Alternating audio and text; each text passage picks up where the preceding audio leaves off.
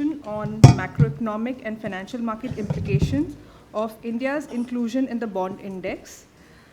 Our panelists are Mr. Viquar Shaikh, Head Index Research Asia, JP Morgan, Dr. Sajjid Chinoy, who was part of our panel earlier, Mr. Jayesh Mehta, former MD and Country Treasurer, Bank of America, and the session will be moderated by Dr. Mridul Saggar. Thank you. We had almost 4 years of pilometrics where we were sort of wondering whether there will be a bond index inclusion or not. And so finally we arrived at the destination, and thank you. I mean, it's a momentous moment for India. I know the problem is we don't have enough knowledge about what this bond index inclusion would do. And we're thankful that you came here.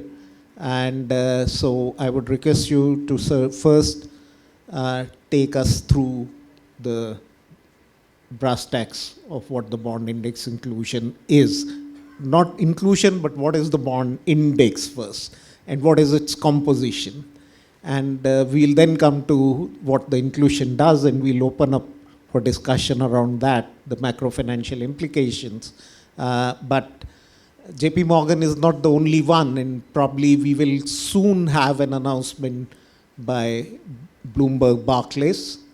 And I think the FTSE one might take a fairly long time. I don't expect that to happen that fast. But I think these two bond index inclusions have the big issue of how much would crowd in. What has been the history around these? So we want to know from you. So over to you for the next 10, 15 minutes.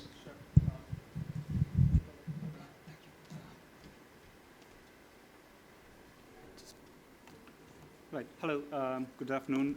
Thank you very much for having me here, Dr. Saggar. At the risk of insulting, no? Hello. Hi. At the risk of stating the obvious, Dr. Saggar, you mentioned indices and bond indices. Up until last year, many people, well, even within the firm at JP Morgan, were surprised that JP Morgan has a flourishing index business. And over the last year or so, we've had several inquiries, several meetings, several discussions on the topic. So we do have a bond index group here. Think of us like the less exciting version of Sensex and Nifty, right? So bond indices, basically fixed income benchmarks for the bond instruments. We are largely known for our presence in the emerging markets, specialization in emerging markets. Over the last several years, there have been a few high-profile engagements with central banks around the world. The last big market before we included India was China a few years ago, just around the onset of pandemic. And on this slide here, you see it's a trend that we notice in the world around in terms of how flows are being managed, how assets are being managed. Assets are increasingly being managed benchmark to indices. Flows are increasingly turning passive. And if you see the trend line over there, over the last several years, the number of countries that find their presence in our benchmark indices has been steadily rising. Some of the hard currency indices, the dollar-denominated bond indices, as you can see, have had the number of countries go twice over the last 10 or so years, or thereabouts. We have indices covering across asset classes within fixed income, so corporates, quasi-sovereigns, sovereign, local currency bonds, dollar-denominated bonds, and thereabouts. I'm happy to send a portfolio or a product brochure if at all anybody's interested. Now, what that does is once you have an increasing number of participation coming across into these benchmarked indices, your active share into these markets goes down. Your tracking error as a result goes down. So nothing too fancy over there, something that you're obviously aware of. The brass tacks, as Dr. Saggar was saying, the index in question that we're talking about is the GBIM Global Bond Index. It's a fairly concentrated index, only about 20 or so countries in the benchmark for the moment. It has about $250 billion in assets tracking it. GBIEM Global Diversified is one of the variants of that index, and that has the largest following. About 90% of assets that are benchmarked to GBIEM track the GBIEM Global Diversified benchmark. The rules of the benchmark are listed out over there very, very briefly. Your local currency sovereign bonds need to be a size of $1 billion or more. They need to have a specific maturity. We need to have pricing, so and ample liquidity and so on. The index inclusion is not a unilateral process. We just don't decide suddenly that a country can become a part of an index, an instrument can become a part of the index.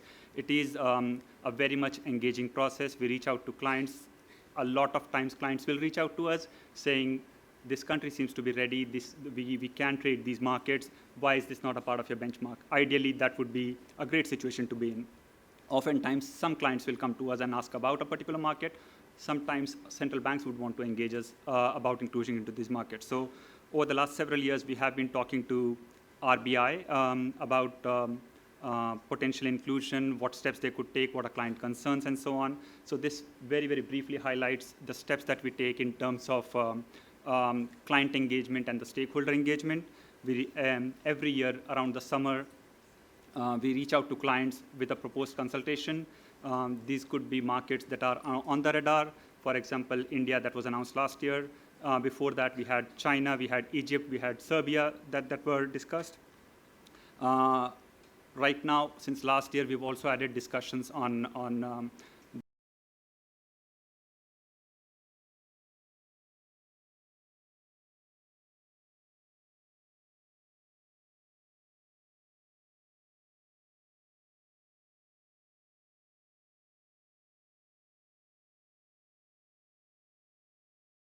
taken back for the next iteration of these discussions. In terms of markets, whether or not this market, India as a market was ready for inclusion, as we know, it is one of the largest markets in the region. It's one of the largest markets globally. In fact, the second largest in the region. It was with India over the last couple of years that we've spoken to clients. The refraining theme was that there's no doubt that India would become a part of the benchmark. It's just a question of when, not if. India would definitely be a part of the bond indices, right? It's just they needed to take care of certain hurdles, certain problems that clients have often highlighted. Once again, with respect to the nature of the instruments that we have in the Indian market, mostly longer-dated bonds, longer-dated securities.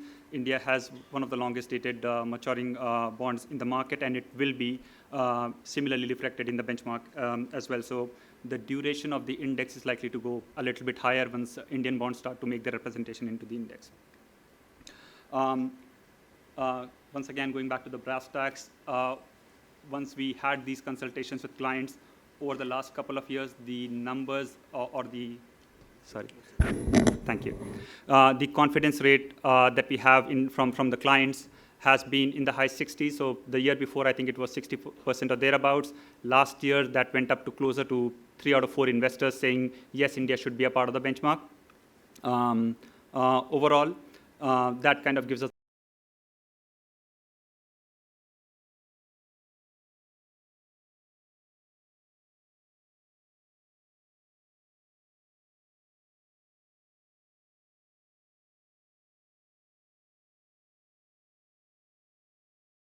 we know India is going to hit a weight of about 10% in the index once the inclusion is, or the phasing in is complete. We also have a smaller local currency regional benchmark index called Jade, which will have 20% of representation from Indian bonds. Jade is relatively a very, very small index. AUM tracking it is only about 20 billion or thereabouts.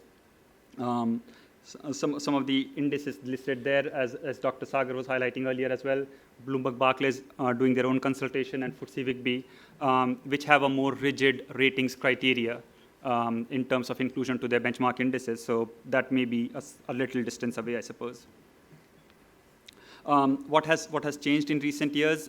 Some of these developments, basically, the first major step that came through for this inclusion was when RBI decided to introduce fully accessible route bonds.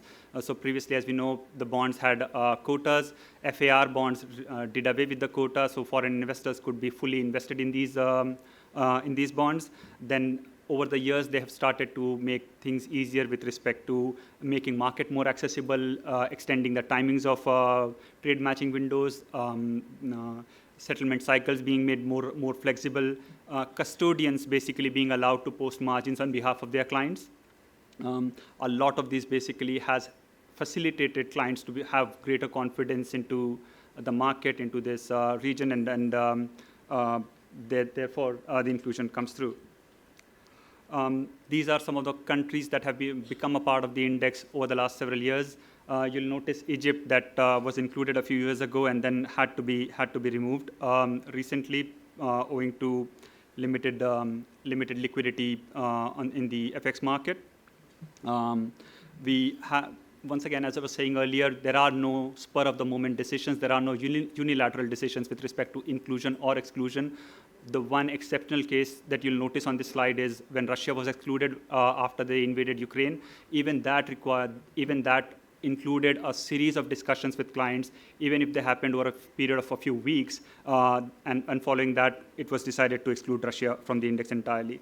The flows are not limited to once India gets included into the JP Morgan indices. We already have a few benchmark indices that some ETFs are already tracking. So there are these two ETFs you see on the screen there, one from LGIM, one from DB, that are benchmarked to the FAR bond, a customized version of our index, which is basically the FAR bond index.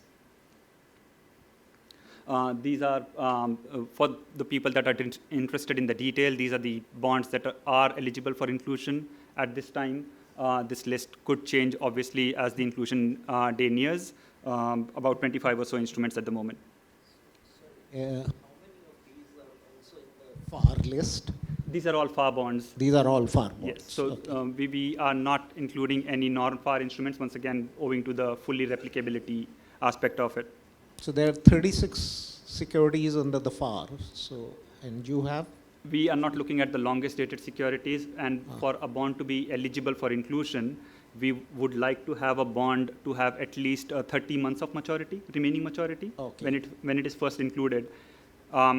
By the time India is fully baked in, that would be 10 months from June, so March or thereabouts, June, February, or March next year, thereabouts.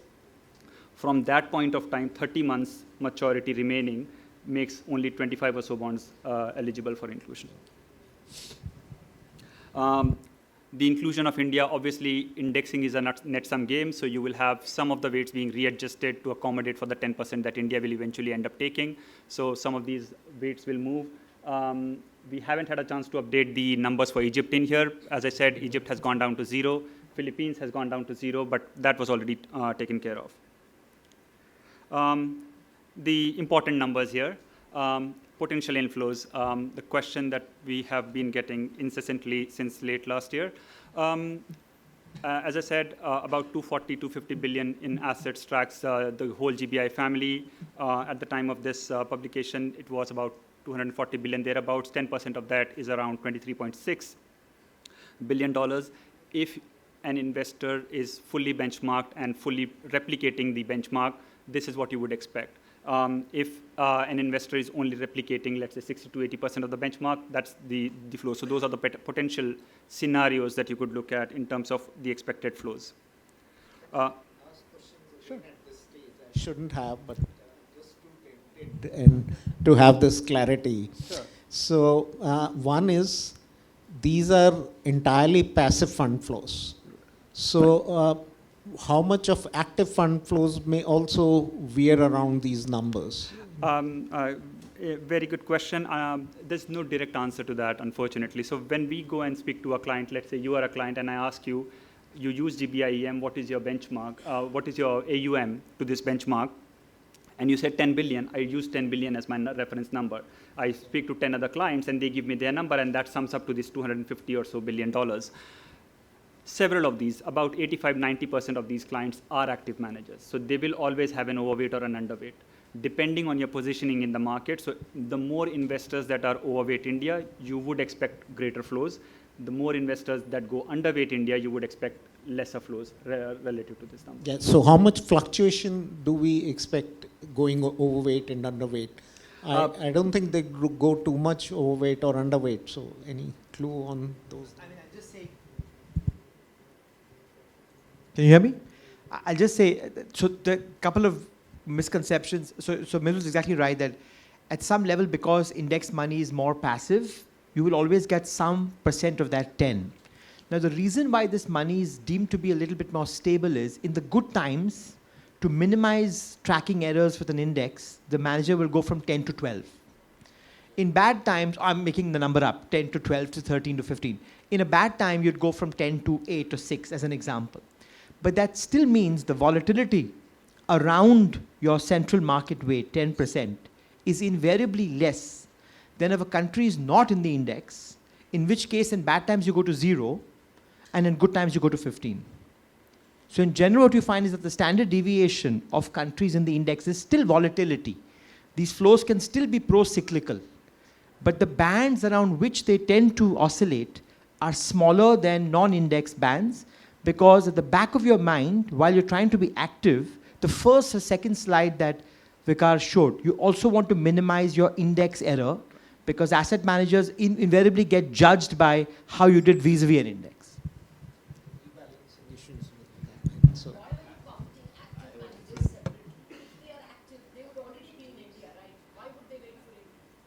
Nobody would have, well, you wouldn't expect people to have a 10% overweight position compared to rest of the markets in the country. They would, certainly. So here's the deal. If you are an active manager, say based in Singapore, tracking GBIEM, have some overweight, underweight positions, it wouldn't be surprising to know that you already hold India as an off-market bet. However, that wouldn't be a 10% of your portfolio. It would be a small fraction, basically, of it. So there is already some money of this anticipated flow being held by clients as off-index bets, perhaps, right? Some of this will be adjusted as the inclusion starts getting baked in. A good chunk of it is still to flow in. And to Vikar's point, Lata, this is exactly the point. It's getting covered by the slide. If you look at the last 10 inclusions, the actual money that flowed in, on average, was much less than the 100%. It was somewhere between 30 to 60% on average. Why? Because some people were already in that market, right? Some of it is an active money, and some front ran that money. So this is very fungible. But the fact that you get less reflects that people anticipating that are already in that market. but this chart is very volatile. I mean, from country to country, it has been like... And I think, Mridul, that's the key point here. That there's, because these things are so different, it's very hard to have a standard rule that upon inclusion of an index, you get this much amount of money, because there are 5 moving pieces. How much of this money, how much of the AUM is actually tracking the index? What will the catalytic flows be there? How much of those investors are already in that market? Do they attribute overweight, underweight? There are many moving pieces. So and I think would that's the it short be fair point. to say that if 10% weight, we shouldn't just assume I think the mechanical 23.6 calculation and that we 10% don't of really 250 know. billion is very simplistic. Very as the difficult. last 10 index inclusions show. Okay, Jayesh wanted to come in. Yeah. Whether it is likely to be to 37% or likely to be 32%. I wish I had that crystal ball, Lata. I don't. No, but it's also a function of the different market regimes. You see, this basically has spread out over the last 10 years or so. Our own strategists estimate it to be somewhere in the region of 60 to 80% of the anticipated flows. So that's a number you could... 80% of the estimated flows. So 62%. I would answer that. So basically, we've been pushing for it for long, and all the time we have been hearing the story. The delta is very low, because 10 is your index. So normally underweight you go to 8, overweight you go to 12, right? And therefore the delta, the volatility would be around 4, 5, 6%. It will never go to 0. But what people miss out is earlier, like whenever it's a good time, say the fund manager is not really tracking this index. You're sitting somewhere in US, right? And if you put a non-index bet, and if it goes wrong, you would be really, really questioned internally.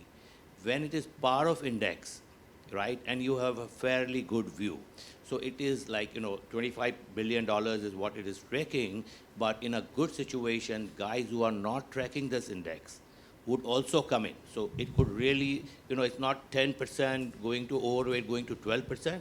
When it is good times, it can actually go to 23%.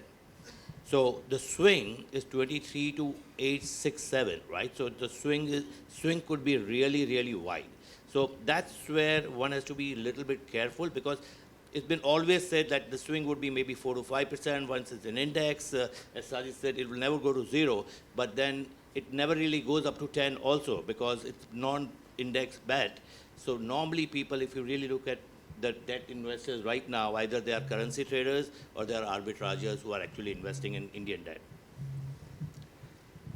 Last two slides, then. Yeah, let him sorry. continue. Sorry. Just finishing up then. So these are basically realized numbers. These are from the government websites, NSDL, and so on.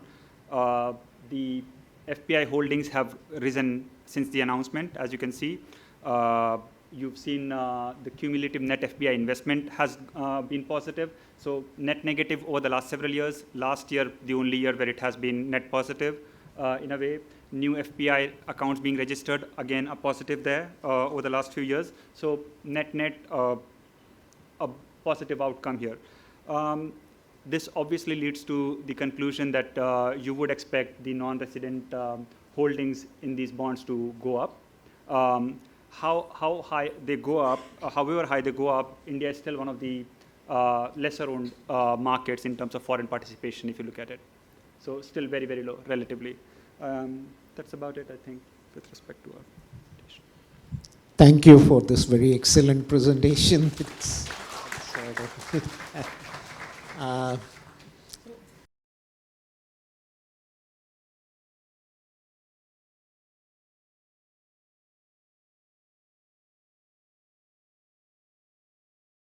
So not that I'm that bothered, because I think one can manage whatever capital flows are come, but I leave that perception to you, Sajjid. But before that, assume that you get one more bond index inclusion, Barclays and Bloomberg, into say another 2-3 months. Then what would be the flows for the next fiscal? Like, what would that add? So even though, Mridul, it's hard to say with the exact numbers, I think there are some broader points one can make, that if you look at the balance of payments next year, next fiscal year, we're looking at a massive problem of plenty, right? Even with crude being between 75 and 80, there's a geopolitical risk premium right now. Let's say that settles down. India's current account deficit next year is going to be 1.2, 1.3% of GDP, 50, 60 billion. Despite the fact that FDI flows have slowed, you're still getting about 25, 30 billion. If you make conservative estimates on what Viquar says will come on debt and you get another index, you're looking at conservatively 35 to 40 billion dollars. The third point that we don't fully appreciate is interest-sensitive flows. So the interest rate differential between India and the US, which used to be 5%, has now gone down to 1%. Our policy rates are, the US is 5.5, we're 650, we're 675. In the next 18 months, when the US cut, they're going to cut at least 200, 250 basis points, given where their starting points are. For exactly the reasons you mentioned in the previous session, the RBI is going to cut much less. So you will see the interest rate differential widen in India's favor. And already we've begun to see that will mean a refinancing of domestic money with foreign money. So we had the last 2 years where ECBs and trade credits that were dollar borrowed got financed domestically, and that process will reverse as the interest rate differential widens.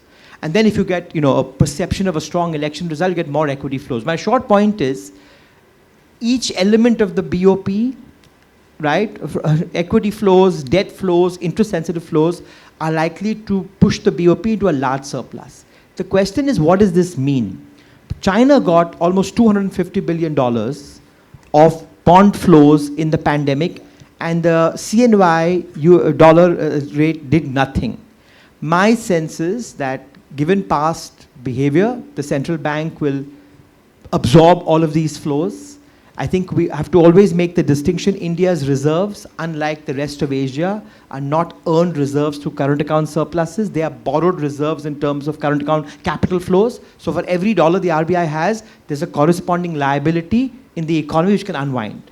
So my sense is that the impact on the rupee will be minimal. And the last thing I'll say is, The question then is what happens on bond prices. Jayesh is the expert, but one has to look at the balance sheet here, because if the RBI is buying dollars and buying it forward, there's no increase on rupee liquidity, and net demand for bonds will go up. But what if you're buying spot and generating rupee liquidity beyond which you normally create money?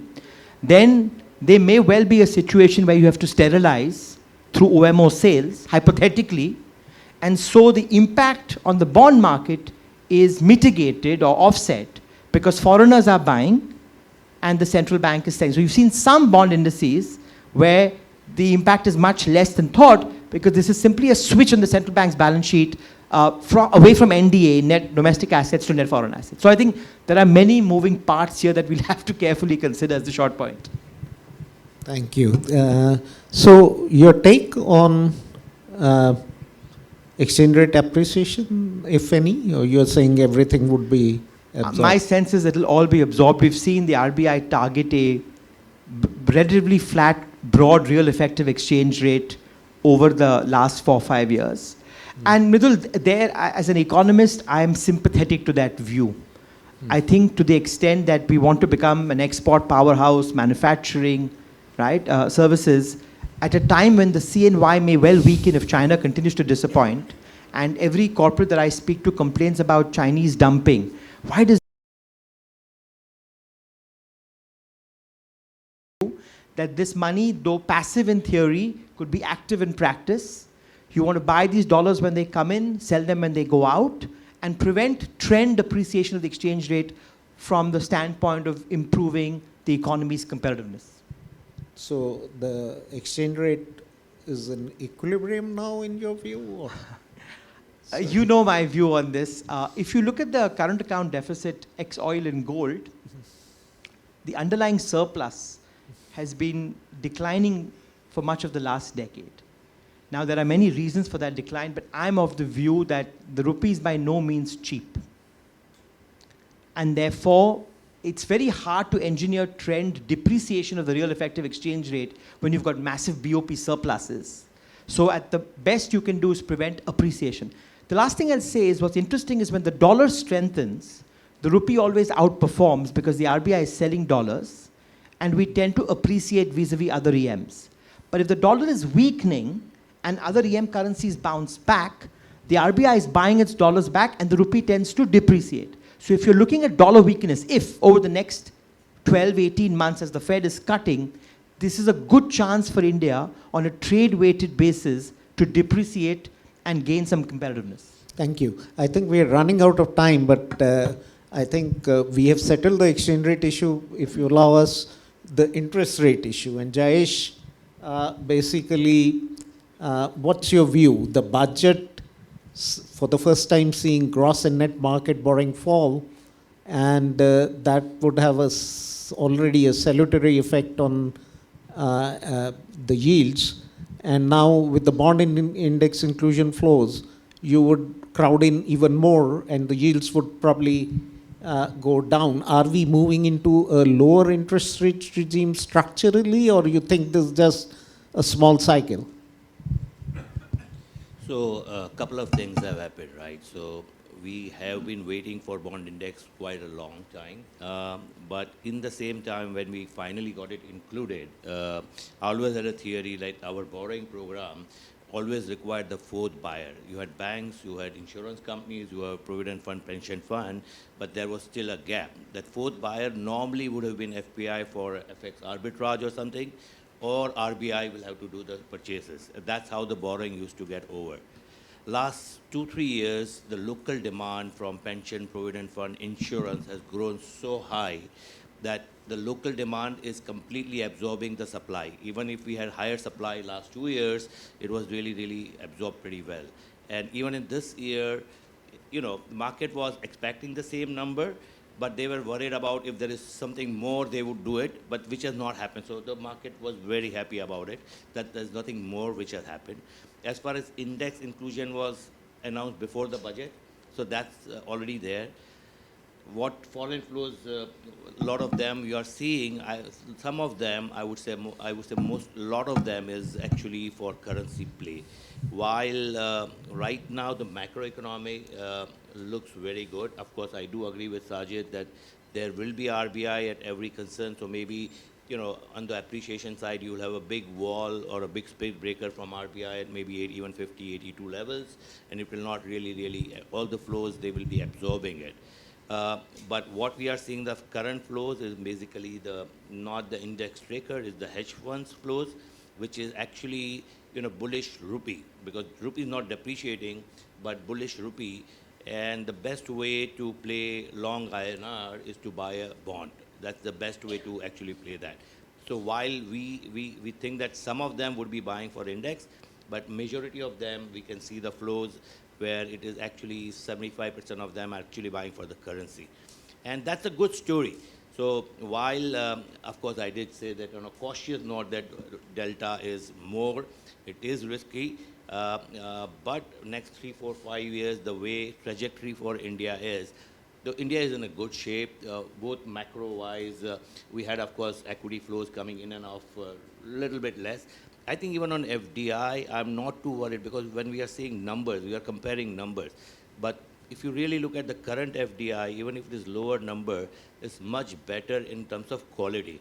Because if you look at previous 2, 3 years, the buying of the FDI which was coming were buying out companies, tech companies, fintech, unicorns and stuff like that. That would come chunky, $500 million, $300 million buying in some company. When you have manufacturing inflows coming in, somebody's putting up a plant of $2 billion, the net equity capital is going to bring is only $600 million. And that also spread over 2, 3 years. So if you really look at it, the size-wise, this is lower, but the quality-wise, this is much better than the FDI flows which we got earlier. So from that perspective also, it is really is the moment what we are seeing, and that's what we are seeing, the reflection in all Beyonce, which we are seeing is the Indian market and Indian stuff. So I think overall people are bullish. So from that and one of the reasons why people are taking this aggressive bet on currency also, that you have kind of a put, like come June, the index guys anyway going to come in, and at least RBI is not going to let it depreciate. There is no way about it. In fact, they will have to manage how to not let it appreciate a lot. So that's, from that perspective, people are kind of put options are there.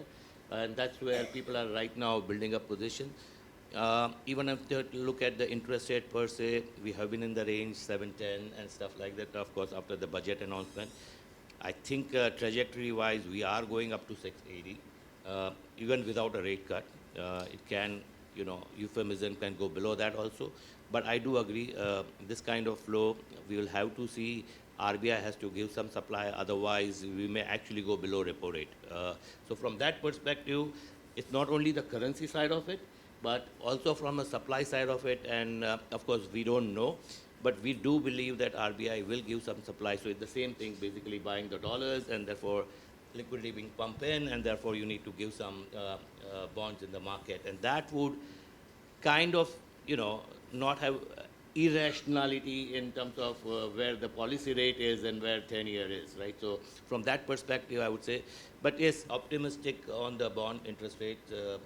We are looking at, I'm not too optimistic, by the way, on the US interest rate cuts. World is talking about, it's like series of cuts, like people are now talking about 6 cuts. We had previous panel, 24, we are talking about 5 cuts, right? So from that perspective, I think maybe 1 cut, 2 cut, but not a series of cuts. I don't really look at US rate cuts coming dramatically. For us, I think, yes, right now it looks like RBI will wait till US cuts it.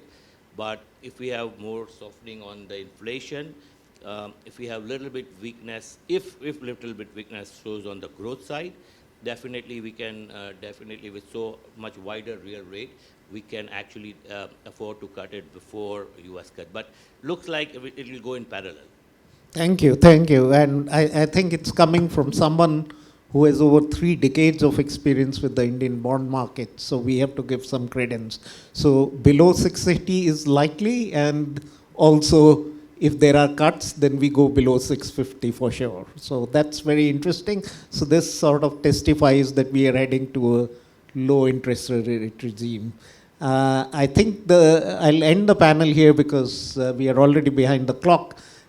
So we will wait and see how much the IGB market gets deepened out of this. But I'm sure there will be some good impact. Thank you.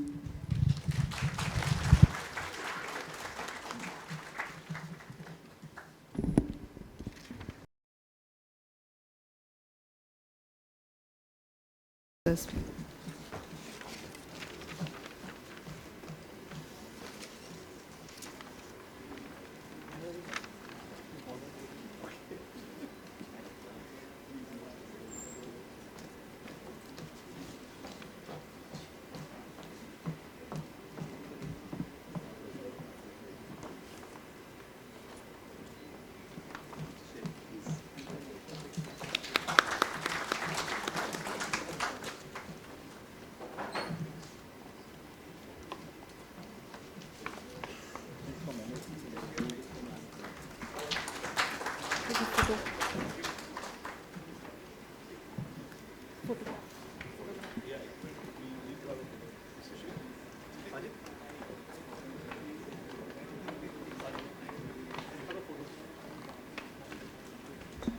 Mridul.